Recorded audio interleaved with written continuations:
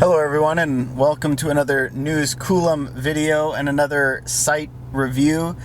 So I'm hooked up right now to a 125 kilowatt ChargePoint Express charger at a 7-Eleven. So we're in Pomona, and this is a sort of a bedroom community at this point for Southern California.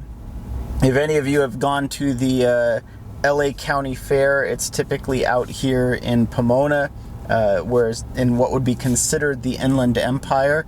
And yeah, this 7-Eleven out here installed two of these ChargePoint Express chargers. They're branded 7-Eleven, and this is the first time I've actually seen this and been able to charge on one of these, but these are paired. So typically these chargers would be 150 amps each, but what they've done is they've actually connected them. So in theory, if you have a car that's capable of charging it up to 300 amps, it will support it. In many ways, this is sort of like the original version 2 supercharger, where this would be considered basically two stalls, right? Because each of these are independent chargers, but they can only provide at most a little over 60 kilowatts at the same time, right? But if you're here by yourself, then you can have access to the full 125 kilowatts. So I really like these type of chargers. I like how they're set up, and I was really hoping to finally see some of them in place out in, you know, the wild. So what's also nice about this is sort of a urban / suburban community with this 7-Eleven. These convenience stores service a lot of these areas, and they can't really be gas stations anymore, right? There's just no way to put gas station facilities here. The cost is too high.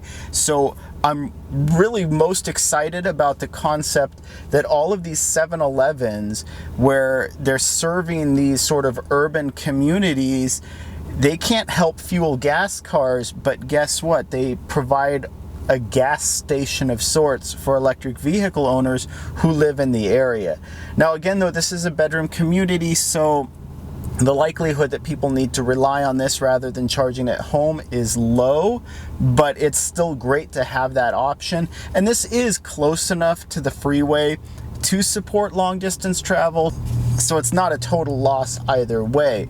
But I'd love to see 7-Eleven really hop on this bandwagon, because frankly their sites could benefit from it. Their convenience stores could really benefit from the traffic that they're going to see as a result of installing these chargers. So let's dive into the site score. So in terms of access, I'm only going to score this an 8. And part of the reason why is it is just sort of out of the way, right? It's near a freeway, but you're still driving maybe half a mile off the freeway to get to it. But also, once you're here, you can really only access these chargers from the spot, right? So there's no parking on the other side where you can gain access to the chargers either way, and there's no real way to support full pull-through parking. So if you happen to be pulling a trailer, this site really isn't going to work for you. You're going to have to detach your trailer and hook up. So in terms of access, I'm only giving this site an 8 out of 10. Now for amenities, I'm also only going to give this site an 8 out of 10.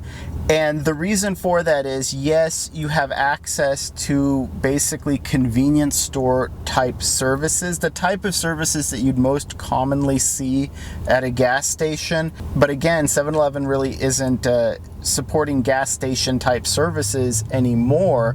So you don't have the squeegees, you don't have the air compressors, that sort of thing that you would typically have at a gas station. So that sort of knocks it down a little bit.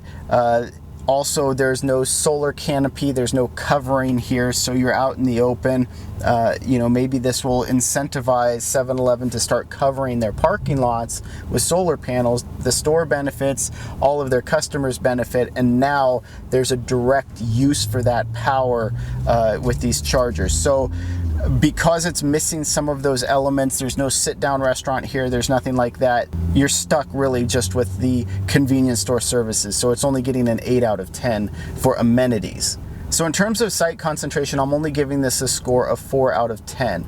It has 2 chargers, which is basically what we used to expect as a standard public charger, but it's really short of our expectations moving forward. So it's basically just below average in terms of, we typically expect a minimum now of 3 chargers per site.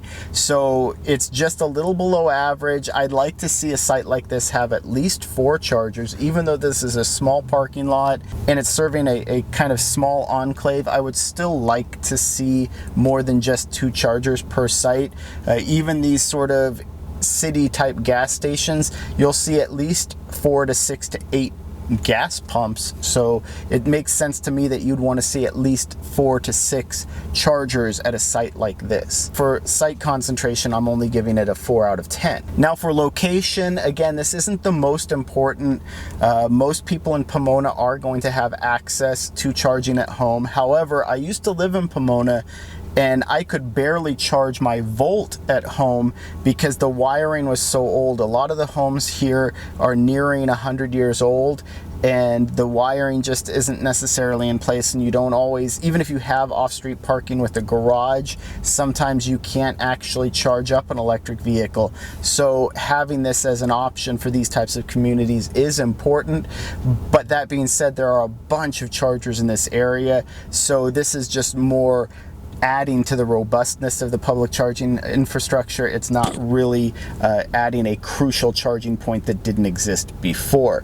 So for location, I'm only giving it a score of 7 out of 10. For speed, I sort of waffled back and forth about this, but these are 125 kilowatt chargers, really. I mean, even though if they're both occupied, they're less than that, but you have to give a nod to that max potential capacity. So that really puts them above the 100 kilowatt chargers, those 200 amp units that we've seen deployed, but they're not quite as fast as 150 to 175 kilowatt chargers we're seeing from EVgo and Electrify America. So I'm giving this a score of 8 out of 10 for speed.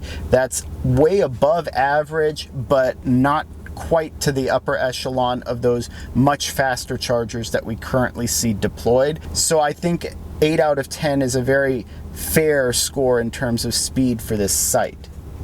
Now that gives this a total site score of 35 out of 50. Again, a C. And I need to emphasize this. I'm seeing ChargePoint get C's, but here's the thing about it. That's a passing score, and it's way better than the chargers that we've had in the past. And so I think that's important to note. Now, it does mean though that these sites have room for improvement, both in terms of just building out more chargers, but adding some basic concepts like covering and solar panels and full pull-through parking and the types of things that you'd expect to see if you were fueling a gas car. So I really want to see ChargePoint start uplifting their sites a little bit and making them a little bit better in that regard. But again, 35 out of 50, supporting a community like this. I'm so happy to see this charger in place. I'm really excited for this as a concept, and I hope 7-Eleven expands on it. If you enjoyed this video, please like and subscribe. It really does help out the channel, and thank you for watching.